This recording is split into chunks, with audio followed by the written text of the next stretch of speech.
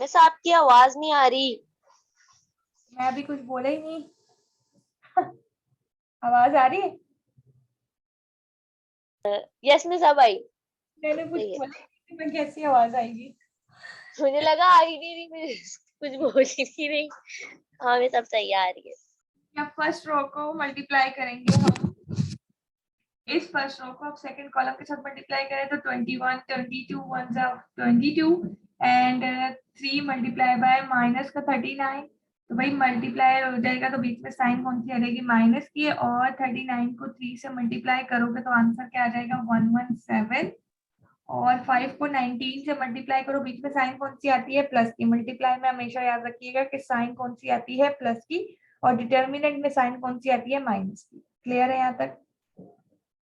चलिए भाई, अब क्या आ रहा है? 117 आ गया। अब यानी 5 को मल्टीप्लाई करें 19 से तो आ जाएगा आपके पास आंसर 95।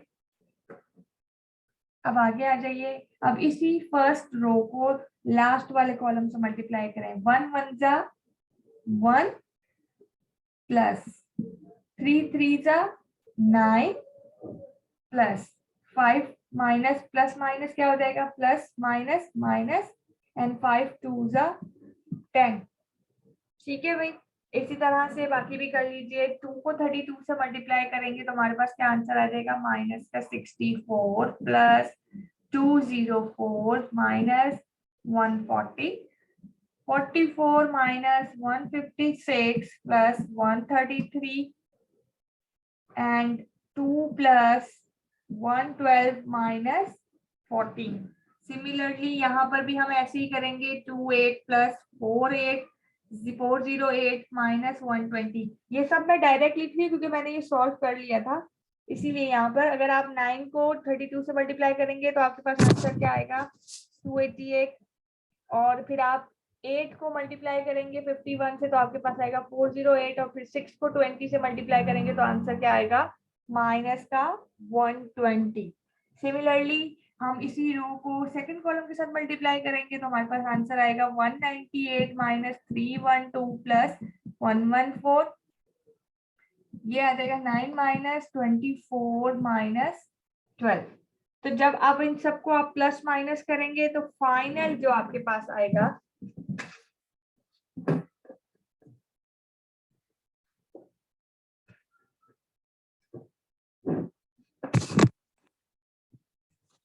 फाइनल मैट्रिक्स जो आपके पास मल्टीप्लाई होके आ जाएगा वो आपके पास हो जाएगा A adjoint A is equals to the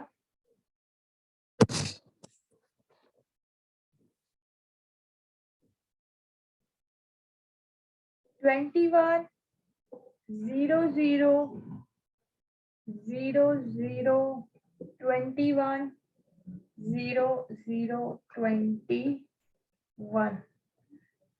हाँ भाई,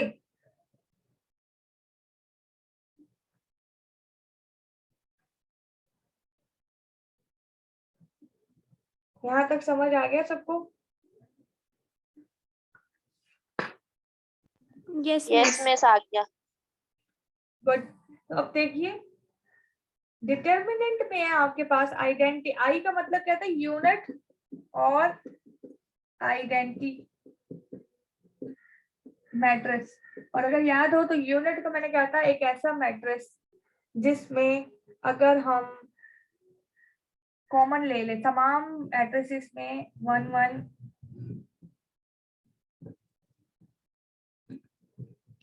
जिसमें 1 1 आ जाए,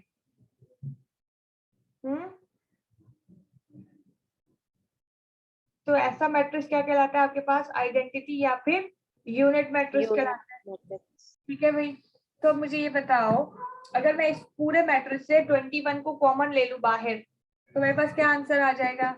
A adjoint A is equals to, हमें 21 कॉमन ले लिया तो अंदर क्या आ जाएगा? 21 कॉमन ले लिया तो क्या आ जाएगा? 1 0 0 0 1 0 और ये हो गया 1। तो ये मेरे पास क्या आ रहा है? Adjoint yes A is equals to 21। भाई मैट्रिक्स तो मेरे पास है यूनिट आइडेंटिटी का। ऑर्डर किसका है? 3/3 का। तो मैं यहाँ पे लिख सकती हूँ, यहाँ पे 1 कितनी बार लिखा हुआ है? 3 बार। तो मैं ये लिख सकती हूँ कि I का क्यूब 3 बार। लिख सकती हूँ। Yes miss. तो भाई ये तो हमारी एक साइड हो गई। क्वेश्चन में देखो कि उन्होंने क्या बोला हुआ है कि फाइंड करें ए adjoin A is equals to the A determinant I cube। कि भाई ये चीज इसके बराबर है। नजर आ रही है? A इंटू ए ज्वाइन का आंसर हमने क्या निकाला? आई क्यूब तो आ गया, तो इसका मतलब है डिटर्मिनेंट हमारे पास क्या आया है? 21।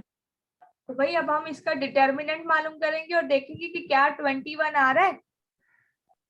Okay miss. तो आ जाओ यहाँ पर। तो हमें अब क्या करना होगा? सिंपल क्या मालूम करना होगा? ए मॉड मालूम करना है। तो भाई मैट्रिक्स ए क्या था हमारे पास? 1 3 5 2 4 7 9 8 6। तो हमें मालूम क्या करना है? ए डिटर्मिनेंट ए मॉड। तो क्या आ जाएगा? 1 3। तो डिटर्मिनेंट में क्या होता है भाई? ए के दोनों तरफ क्या आ जाता है? मॉड। और जो स्क्वायर ब्रैकेट होती है वो किस में चेंज हो जाती है? मॉड में। 2 4 7 9 8 6।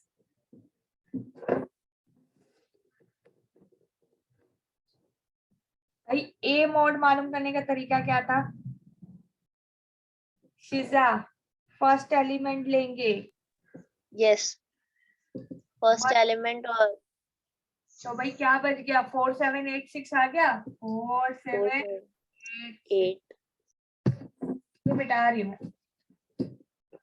दूसरा एलिमेंट 3 है, किस में लेंगे? माइनस में लेंगे। -3 माइनस। शाबाश, ये आ जाएगा -3। तो जब दूसरा एलिमेंट ले लेंगे तो क्या बच जाएगा? 2 7। 2 7 9 6। शाबाश। लास्ट वाला क्या है? प्लस का 5। प्लस में लेंगे में +5। प्लस 5 ले लेंगे तो आपके पास क्या आ जाएगा? 2 4 9 8। 4 7 नो मिस 2 4 9 8। 2 4 9। गुड, शाबाश, ये चीज हो गई। तो अब मल्टीप्लाई कर लो भाई। ए मॉड 1 6 4 जा 24 -8 7 जा 56 -3 2 6 are 12 9 7 are 63 +5 प्लस 5 2 4 2 8 जा 16 and 4 9 9 36। -30 ए मॉड 1 56 में से 24 को 32 तो minus 32 प्लस का 153 एंड माइनस का 100। डायरेक्ट लिख दिया मैंने। तो ए मोड को जब माइनस किया तो आंसर क्या आ गया? 21। तो भाई 1। मुझे बताओ, हमारे पास पीछे आंसर में ए मोड की जगह 21 आ रहा था। yes miss yes. उसके बाद मतलब कि हैंस प्रूव्ड कि भाई ए एडजॉइन बराबर है ए मॉड आई क्यूब के। ठीक है भाई, जी मिस। यहाँ तक सबको क्लियर हो गया? कोई प्रॉब्लम तो नहीं है यहाँ पर किसी को भी? नो मिस सही है। क्या हो रहा है कि ए डिटर्मिनेंट हमने मालूम किया है यहाँ से। तो कंडीशन जो हमारे सवाल की होगी उस कंडीशन को देखते हुए हमें अपनी बाकी की चीजें मालूम करनी है। पहले ए एडजॉइन जरूरी था, वो मालूम कर लिया, फिर ए डिटर्मिनेंट मालूम कर लिया, फिर आइडेंटिकल मालूम कर लिया और उसको सॉल्व किया। अब बुक में क्वेश्चन नंबर 2 देखो। बुक में क्वेश्चन नंबर मतलब इसी का पार्ट 2 देखो। क्या कह रहे हैं आपको कि ए एडजॉइन, सिंपल ए एडजॉइन है और उसका क्या है डिटर्मिनेंट बराबर होता है ए स्क्वायर के। यहाँ देखो ए एडजॉइन, तो पहले क्या मालूम करोगे, एडजॉइन ए मैट्रिक्स तो गिवन है ना, Yes, miss. तो हमने पीछे पार्ट वन एडजॉइन तो गिवन है। पार्ट वन में सॉल्व कर लिया था ना। Yes, miss. एडजॉइन को हम उठा के यहाँ लिखेंगे और उसका मोड मालूम कर लेंगे। लेट्स सपोज आपको एडजॉइन ऑफ ए नहीं दिया गया, आपको एक मैट्रिक्स दिया गया अलग से जिसके पॉइंट्स ये हैं, ठीक है ए, तो आप क्या करोगे, पहले क्या मालूम करोगे, इस ए मैट्रिक्स का एडजॉइन मालूम करोगे। जी। एडजॉइन कैसे मालूम करोगे, जो हमने पीछे पूरे पार्ट वन में प्रोसेस किया है, ये वाला माइनर वाला आई प्लस जे माइनर आई जे वाला, ये वाला फॉर्मूला यूज करते हुए पूरे सबके अलग अलग एडजॉइन मालूम करने के बाद जो वैल्यू आएगी उसका क्या ले लेंगे, डिटर्मिनेंट, और डिटर्मिनेंट मेथड से उसको सॉल्व करेंगे और फिर ए स्क्वायर लिख देंगे। तो ए स्क्वायर का मतलब क्या है, तो हमारे पास पिछले क्वेश्चन में डिटर्मिनेंट में ए की वैल्यू कितनी है, 21. स्क्वायर, और यहाँ ने कितना मालूम किया था, ये था -32, 22, 1, 51, -39, 3, -20, 19, -2. ऐसा ही था। Yes, miss. इसका आप क्या मालूम कर लेंगे अब, डिटर्मिनेंट, तो डिटर्मिनेंट में क्या आ जाएगा, -32 ये रहा, माइनस का 22 ये रहा और 1, और ये स्क्वायर आ जाएगा, दोनों का आंसर एक दूसरे के इक्वल आ जाएगा। सही है भाई, Okay, miss. यस। ये इसके सारे पार्ट हैं, Okay. एक्सरसाइज में यही सवाल थे, ये आपने सारे करने हैं। सही है भाई, Okay, miss. मिस तो हम खुद कर लें। जी आप लोग खुद करेंगे, ओके खुद कर लें। अगर नहीं समझ आए तो मुझे मैं करवा दूंगी, इसमें क्या है, कोशिश करिए, अगर नहीं हुए तो मैं करवा दूंगी, मैं तो हूँ ना। तो अभी हमने थोड़ा सा रिवीजन कर लेते हैं। आज हमने क्लास में पढ़ा एडजॉइन ए किसके लिए मालूम किया था, 3/3 के लिए। तो हमारा इसका फॉर्मूला क्या होता है कि हमें इन सब का मालूम करने के लिए A11 A12 A13 8, 2, 1, 2, 8, 2, 3. 8, 8, 1, 3, 2, 8. तो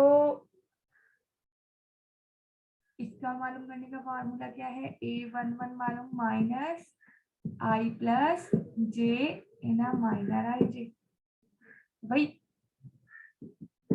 आई जे की जगह मैं वैल्यू पुट कर रही हूँ 1 1, तो आई प्लस जे की जगह भी क्या आ जाएगा 1 + 1, और अगर यहाँ 1 2 आ जाएगा तो यहाँ आ जाएगा 1 2। ठीक है भाई, तो सारी वैल्यूज को इसमें पुट करेंगे और फिर इसका क्या ले लेंगे, ट्रांसपोज। यहाँ तक समझ आ गया सबको कि एडजॉइन कैसे मालूम करते हैं। अब आ जाओ एक्सरसाइज 4.4, मोस्ट इंपॉर्टेंट एक्सरसाइज, सबसे ज्यादा सवाल इसी में से आते हैं।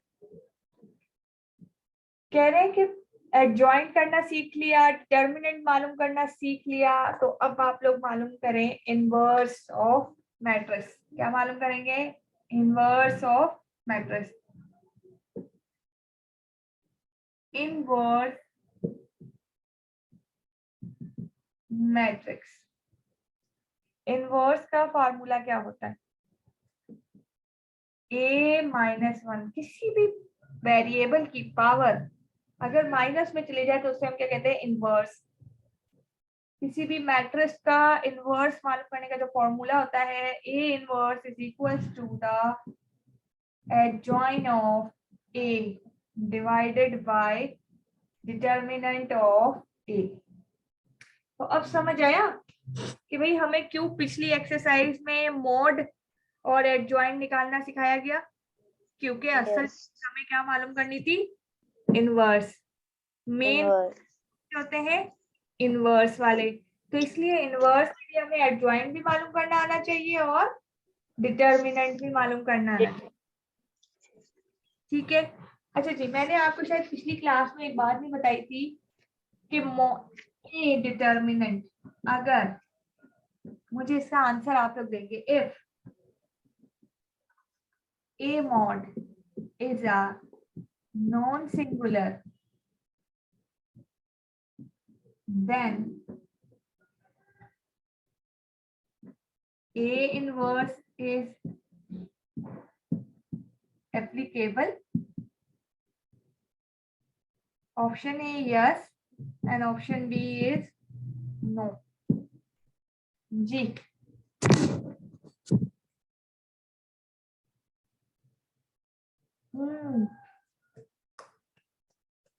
जी बताएगा, कौन बताएगा?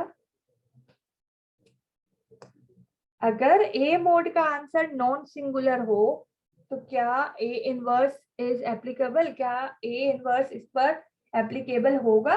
मालूम कर सकते हैं हम, यस और नो? Yes, miss. Yes. कर कैसे सकते हैं मिस मान। कैसे पता चला? क्योंकि miss non-singular A not is not equal to 0. क्या इधर देखिए, सिंगुलर क्या मतलब क्या होता है कि ए मॉड बराबर है 0 के, और नॉन सिंगुलर का मतलब क्या है? A not is not equal to 0. A naught is not equal to 0. A mod यानी ए डिटरमिनेंट का आंसर 0 नहीं आएगा तो इनवर्स हो जाएगा। देखो कैसे पता चला कि होगा। ए मॉड नॉन सिंगुलर का मतलब है कि ए डिटरमिनेंट की वैल्यू 0 के बराबर नहीं आ रही, लेकिन अगर मैं ये कहूं कि ये सिंगुलर है तो फिर नहीं। तो फिर नहीं। A inverse is equal to adjoint of A. A mod singular है तो उसका मतलब है A mod की वैल्यू क्या है? 0। जब आप 0 को उसके साथ मल्टी डिवाइड करोगे तो आंसर भी क्या आ जाएगा? 0। 0. तो उसका मतलब है 0 का इनवर्स तो हम मालूम ही नहीं कर सकते, तो इसलिए इनवर्स मालूम करने के लिए पहली शर्त क्या है कि आपके पास A डिटर्मिनेंट नॉन Non-singular. होना चाहिए। और अगर पेपर में नॉन सिंगुलर आ जाता है तो भाई वारे न्यारे, समटाइम ऐसा होता है कि मजे इतना बड़ा सवाल सिर्फ और सिर्फ 1 सेकंड में खत्म हो गया कि डिटर्मिनेंट की वैल्यू क्या आ गई? 0 आ गई। 0. ठीक है भैया, यहाँ तक क्लियर है? Yes, miss. एक्सरसाइज 4.4 का पार्ट 1 करते हैं और इस क्लास को आज वहीं यहीं पे वाइंड अप करते हैं। आई होप कि आप लोग ऑनलाइन क्लास में होंगे, किसी किस्म का कोई प्रॉब्लम नहीं हुआ होगा, अच्छे से समझ भी आया होगा। मुझे Yes, तो मजा आया। फीडबैक जरूर दीजिएगा। देखिए साची क्लास में कोई प्रॉब्लम नहीं, यार वो तीसरी बच्ची जो थी वो क्यों नहीं आई क्लास में? उनका नाम आमना है। आमना. तो आमना क्यों नहीं ले रही क्लास? मिस वो मैसेजेस का रिप्लाई भी नहीं कर रही, उनका फोन खराब हो गया है। मिस मैं मिनट शायद देखते हैं। आपके पास है एक गिवन मैट्रिक्स और कह रहे हैं कि find the A inverse. Find A inverse guys, 4.4 का क्वेश्चन नंबर 1 है और आपको गिवन मैट्रिक्स है, कह रहे हैं कि फाइंड द ए इनवर्स। तो सबसे पहले हम क्या करेंगे, लेट ये हमारा एक मैट्रिक्स ए है, आयोटा 0 0 माइनस आयोटा। तो भाई एडजॉइन के लिए हमें किस किस चीजों की जरूरत है? Adjoint of A and determinant of A. बेटा हम क्या करेंगे, जब भी हमें इनवर्स मालूम करना होगा तो सबसे पहले हम डिटर्मिनेंट मालूम करेंगे। क्यों डिटर्मिनेंट मालूम करेंगे? ताकि हमें पहले ही पता चल जाए कि अगर आंसर 0 है तो फिर हम एडजॉइंट ना मालूम करें, इतनी टेंशन लेने की जरूरत नहीं है। इसलिए हम एडजॉइंट पहले नहीं मालूम करेंगे, पहले क्या मालूम करेंगे, ए डिटर्मिनेंट, ताकि हमें पता चल जाए कि हमारा डिटर्मिनेंट सिंगुलर है या नॉन सिंगुलर।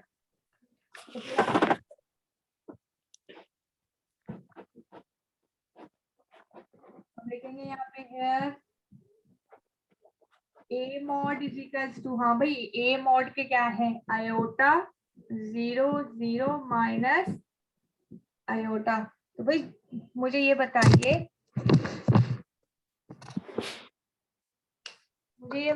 कि ये कौन सा मैट्रिक्स है शिजा, 2x2 का है या 3x3 का है? 2/2 का तो 2x2 में तो बड़ा आसानी से डिटर्मिनेंट मालूम हो जाता है, मल्टीप्लाई कर दो भाई।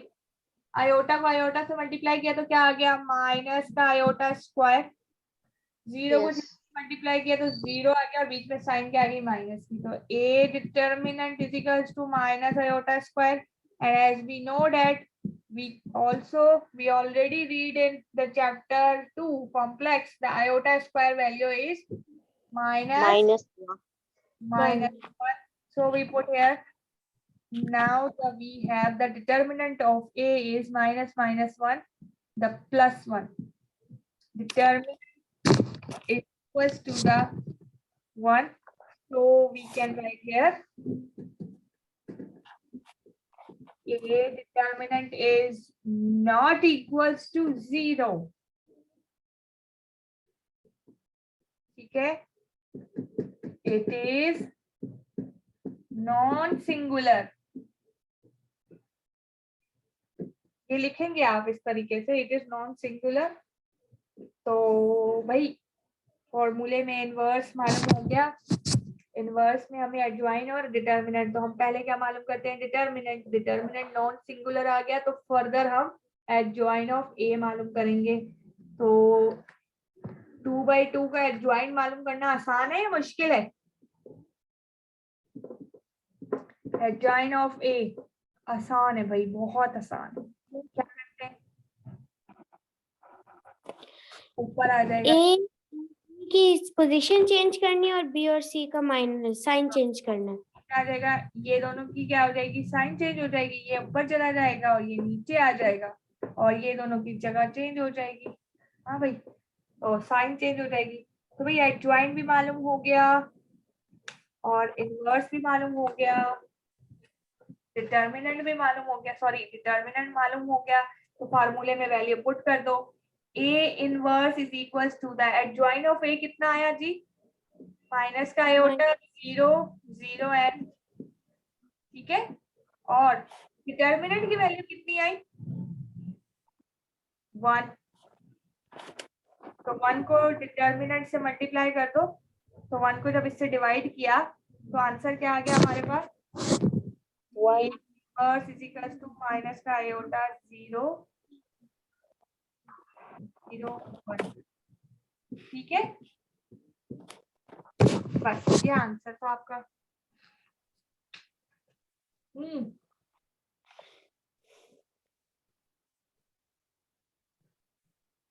तो अब ये बात सुन लीजिए मेरी, कि पिछली एक्सरसाइज जो है ना 4.3, उसमें से पार्ट 2 करिए। क्वेश्चन नंबर 4 का पार्ट 2 आपने करना है और नहीं करना है। समझ तो आ गया ना एडजॉइन मालूम करना? जी मिस। तो बस पार्ट 2 करिएगा, बाकी के पार्ट छोड़ दे, जरूरी नहीं है। एक्सरसाइज 4.4 पर आ जाए, 4.4 के जितने क्वेश्चन आपसे सॉल्व हो जाते हैं वो कर लीजिए, फिर बाकी देखते हैं हम। 2 भी हो जाएगा, आई थिंक 3 भी हो जाएगा। 3 तक करिए, 4 मैं करवाऊंगी क्योंकि वो ट्रिग्नोमेट्रिक फंक्शंस है तो वो मैं करवाऊंगी। सही है? Okay miss. 5 भी मैं करवाऊंगी क्योंकि उसमें एक कांस्टेंट आ गया है, एक है तो वो मुश्किल हो जाएगा आप लोगों के लिए। देख लीजिएगा 6 7 8, ये सारे सवाल आपके सिर्फ प्रैक्टिस के लिए हैं। जो नंबर्स वाले मैट्रिसेस है ना, जिनमें सिर्फ नंबर ही नंबर है, तो वो कर लीजिएगा। जिनमें वेरिएबल्स आ रहे हैं, एम आ रहा है, के आ रहा है, डब्ल्यू ओमेगा आ रहा है, या साइन ट्रिग्नोमेट्रिक, वो छोड़ दें। Okay miss. ठीक है भाई, तो आज के लिए इतना काफी है। कोई सवाल कुछ पूछना है तो पूछ लीजिए। नहीं मिस। तो देखिए, एक और बात भी डिस्कस करनी थी। डिस्कस ये करनी थी कि कल से जो है वो मैं अपनी मम्मा के घर पे जा रही हूँ रहने के लिए। तो कल जो है वो क्लास बोर्ड पे नहीं हो पाएगी, कल रजिस्टर, ठीक है? यानी ओके मिस, यानी कल आप रजिस्टर पे समझाएंगी, बोर्ड पे नहीं? हाँ, क्योंकि बोर्ड घर पर है ना, बड़ा है, इतना उठा के तो नहीं जा सकते वहां पर। Okay okay. ये पूरा वीक मैं उधर ही रखूंगी, संडे को वापसी होगी। तो ओके उसमें ये होगा कि मैं मोबाइल को ऊपर सेटिंग कर लूंगी और नीचे रजिस्टर, यानी हाथ से लिख रही होंगी, तो वो आप लोगों की क्लास होगी। सही है? Okay miss. तो ओके। इंशाल्लाह उसमें भी कोई प्रॉब्लम नहीं होगी, आपको बड़े आराम से उसमें भी समझ आ जाएगा। तो ये चैप्टर खत्म हो जाएगा। अच्छा जी, कुछ बताना था आप लोगों को। हाफ अर्ली बताएं मिस। का सिलेबस मैडम के साथ डिस्कस किया था फ्राइडे को। तो मैडम ने जो फाइनल आप लोगों का सिलेबस बनाया है उसमें वो लिख लीजिए। चैप्टर 2 आएगा आपका पूरा कंप्लीट, चैप्टर 3 आएगा, चैप्टर 4 आएगा, और डायरेक्ट आ जाइए 9, 10 और 12 पर। ठीक है?